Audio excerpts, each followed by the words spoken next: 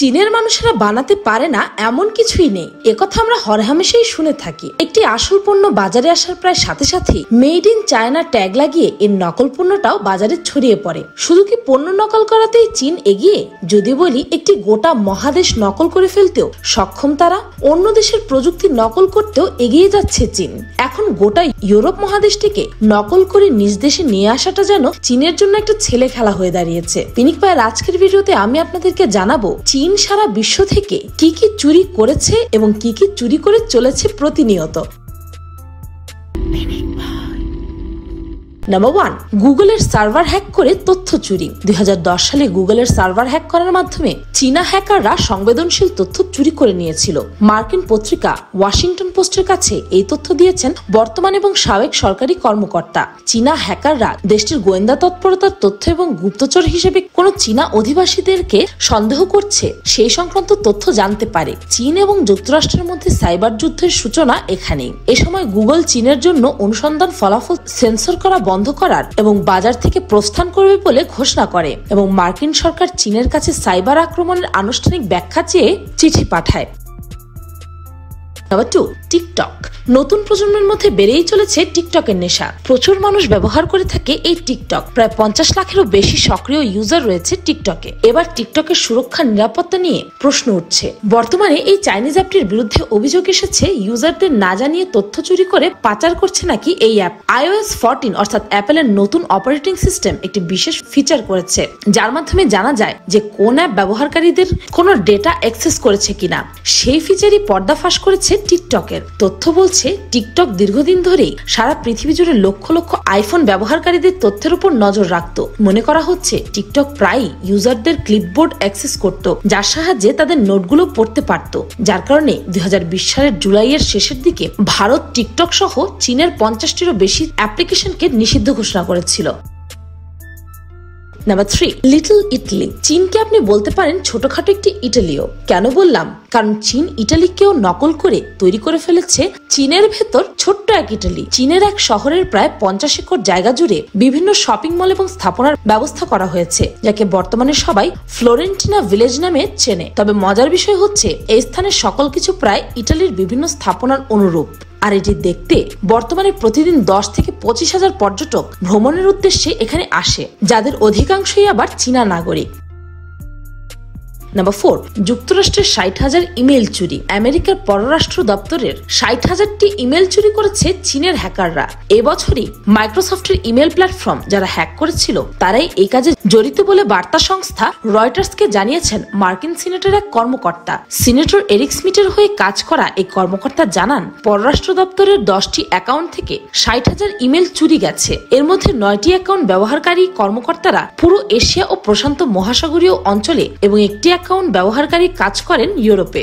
চীনা সরকারের সঙ্গে যুক্ত হ্যাকাররা মার্কিন বাণিজ্য পররাষ্ট্র দপ্তর সহ প্রায় 25টি সংস্থার ইমেল অ্যাকাউন্টে প্রবেশ করেছে। তাদের বেশিরভাগই ইন্দো প্যাসিফিক অঞ্চলের কূটনীতির সঙ্গে যুক্ত। পররাষ্ট্র দপ্তরের সব ইমেলের তালিকাও চলে গেছে হ্যাকারদের হাতে। নাম্বার 5, এটা লুভরে নয়। যারা প্যারিস ভ্রমণ করেছেন তারা নিশ্চয়ই এই ছবি দেখে বলবেন এটা তো লুভরে জাদুঘরের ছবি। চীনা বংশোদ্ভূত মার্কিন স্থপতি আইএম পাই চীনের দক্ষিণাঞ্চলে শেনচেন শহরে এই নকল শিল্পকর্মটি বানিয়েছে। Number 6, mini Manhattan. প্রায় $30 বিলিয়ন বিনিময়ে চীনা সরকার কয়েক বছর আগেই একটি প্রজেক্ট হাতে নিয়েছিল, আর সেটি হচ্ছে যুক্তরাষ্ট্রের ম্যানহাটনের মতো করে একটি বাণিজ্যিক শহর গড়ে তোলা। ধারণা করা হয় এই বাণিজ্যিক অঞ্চল চালু হলে চীনাদের ব্যবসায়িক দিক থেকে বিশ্বের প্রধান হবার জন্য আরো এক ধাপ এগিয়ে যাবে।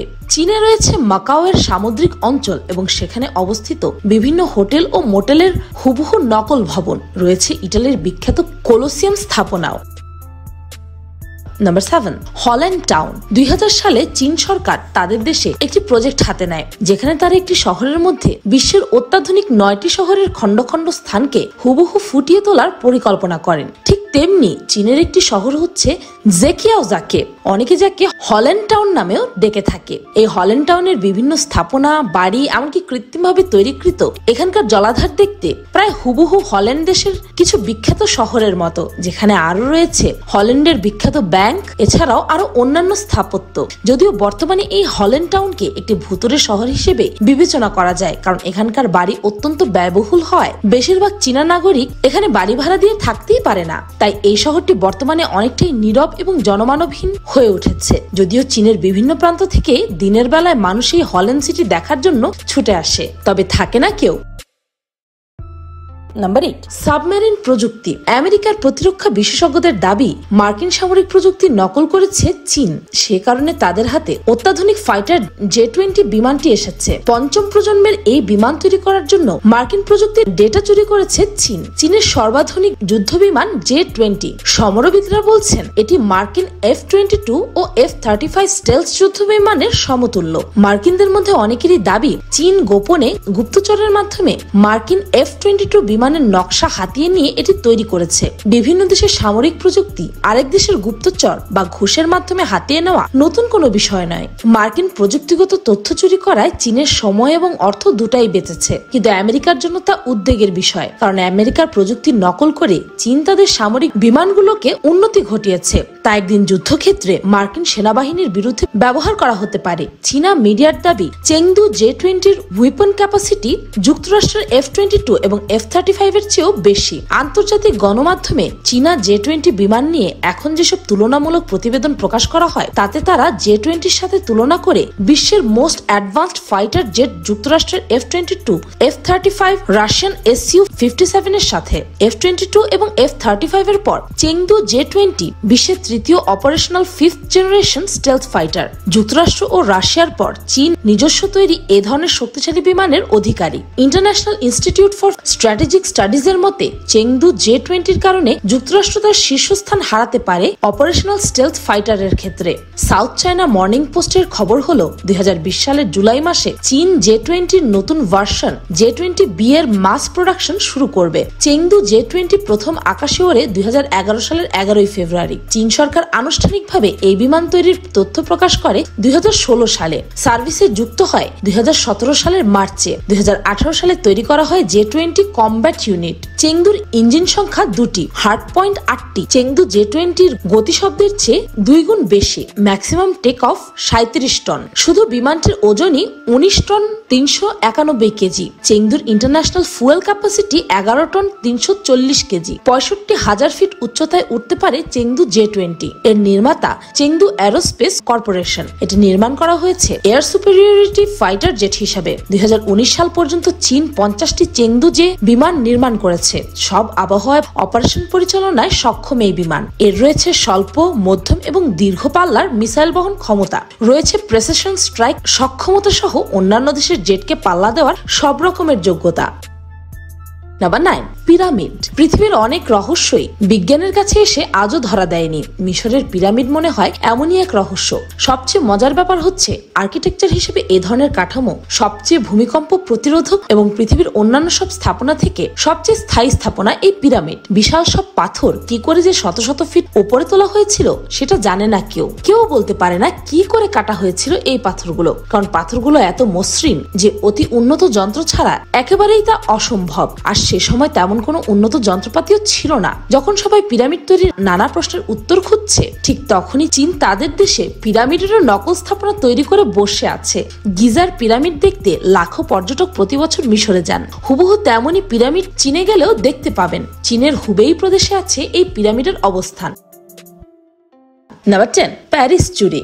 ভালোবাসার শহর প্যারিসের কথা শুনলেই সবার প্রথমে মাথায় আসে আইফেল টাওয়ারের কথা। 300 মিটার উচ্চতার আসল আইফেল টাওয়ারকে ছোট্ট করে চীন নিয়ে এসেছে মাত্র 108 মিটারে। শুধু এই আইফেল টাওয়ারই নয়, প্যারিসের থিয়েটার ও ক্যাফের জন্য বিখ্যাত শ্যামস ইলসেস সড়কের অবিকল এক সড়ক তৈরি করে নাম দিয়েছে জিয়াংজে শহর। এই সবকিছুই আপনি পাবেন চীনের জেজিয়াং শহরে। শহরটাতে গেলে আপনার মনে হবে এই যেন ছোট্ট এক প্যারিসে চলে এসেছেন। এই শহরটি মূলত চাষাবাদের জন্য ব্যবহার করা হয়। 2007 সালে শুরু করা এই প্যারিস প্রকল্পটি বর্তমানে দর্শকদের মূল আকর্ষণ হয়ে উঠেছে। বিয়ে করার পর দম্পতিরা সোজা এই শহরে চলে আসেন ছবি তোলার জন্য। কে না চায় ভালোবাসার শহরে নিজেদের ভালোবাসার একটি স্মৃতি রেখে যেতে। Number 11, Thames town. ইংল্যান্ডের বিখ্যাত এক শহর হচ্ছে এই থেমস টাউন, যার অনেকটাই নকল করে চীনের সংজান শহর তৈরি করা হয়েছে। লন্ডনের বিভিন্ন ঐতিহ্যবাহী স্থাপনা এবং ভবন ছাড়াও অন্যান্য জিনিসের সমন্বয়ে তৈরি করা হয়েছে চীনের এই শহরটিকে। এমনকি এখানকার নিরাপত্তা বাহিনীরাও লন্ডন শহরের নিরাপত্তা বাহিনীর পোশাকের মতো একই রকম পোশাক পরে তাদের দায়িত্ব পালন করে। তবে পূর্বের শহরের মতোই এখানকার বাড়িগুলো অত্যাধিক ব্যয়বহুল হওয়ায় এখানে খুবই অল্প সংখ্যক মানুষ বসবাস করে। নাম্বার 12, হুয়াওয়ের মাধ্যমে চীনের প্রযুক্তি চুরি। হুয়াওয়ে হচ্ছে পৃথিবীর দ্বিতীয় সর্ববৃহৎ স্মার্টফোন নির্মাতা প্রতিষ্ঠান। চীনের শেনজেন শহরে এক চোখধাঁধানো বহুতল ভবনে তাদের প্রধান দফতর। হুয়াওয়ে এখন বিশ্বজুড়ে মোবাইল ফোন বাজারের 16% নিয়ন্ত্রণ করে। তারা নোকিয়া এবং এরিকসনকে পেছনে ফেলে দিয়েছে অনেক আগেই, আর এখন স্যামসাং আর অ্যাপেলের পরেই তারা আছে তৃতীয় স্থানে। কিন্তু মার্কিন সরকার তাদের ফেডারেল এজেন্সিগুলোকে নির্দেশ দেয় যেন তারা হুয়াওয়ের কোনো সামগ্রী ব্যবহার না করে। আমেরিকায় হুয়াওয়ের পণ্য ও সেবা বিক্রির ওপরও নানা বিধিনিষেধ আরোপ করা হয়েছে। মার্কিন সরকার বলছে জাতীয় নিরাপত্তা নিয়ে উদ্বেগের কারণে এসব পদক্ষেপ নেওয়া হয়েছে। যাদের অভিযোগ হুয়াওয়ের মাধ্যমে চীন প্রযুক্তি চুরি এবং গুপ্তচর বৃত্তি করছে। নাম্বার 13, চীনের চুরি। ডাচ পত্রিকা ফিনান্সিয়ালি ড্যাগব্ল্যাট এক ভয়ঙ্কর খবর প্রকাশ করে। তাদের রিপোর্ট অনুযায়ী নেদারল্যান্ডের বিখ্যাত সেমিকন্ডাক্টর নির্মাতা প্রতিষ্ঠান ASML এর রিসার্চ এন্ড ডেভেলপমেন্ট বিভাগের উচ্চপদস্থ কর্মকর্তারা চীনের যোগসাৎসে কোম্পানির গুরুত্বপূর্ণ গোপন তথ্য হাতিয়ে নিয়েছে। পত্রিকাটির ভাষ্যমতে চীনের বিজ্ঞান ও প্রযুক্তি মন্ত্রণালয় এই তথ্য চুরির মূল হোতা। ডাচ কোম্পানি SSML মূলত লিথোগ্রাফি সিস্টেম তৈরি করে। এর মাধ্যমে সেমিকন্ডাক্টরের সার্কিট চিহ্নিত করা হয়। 2015 সালে কোম্পানিটির সিলিকন ভ্যালির অফিস থেকে 6 জন কর্মকর্তা মেমোরিতে করে বেশ কিছু গোপন নথিপত্র চুরি করে আনে। যারা এই কাজে জড়িত ছিলেন তাদের প্রত্যেকেই চীনের নাগরিক। ডাচ পত্রিকার রিপোর্টে বলা হয় এই কাজটি করা হয়েছে ASML এর প্রতিদ্বন্দ্বী চীনা মালিকানাধীন এক্সটাল কোম্পানির নির্দেশে। এক্সটাল চুরি করা নথিপত্র দ্রুতগতিতে প্রসেস করতে শুরু করে এবং 1 বছরের মাথায় SSML এর ক্রেতার বড় একটি অংশ তাদের দলে ভেড়ায়। অর্থাৎ SSML এর পণ্য যারা কিনতেন তাদের মধ্যে অনেকেই চীনা কোম্পানি এক্সটালের কাছে চলে যায়। এর মধ্যে ইলেকট্রনিক্স জায়ান্ট স্যামসাং অন্যতম। Number 14, Greek Parthenon.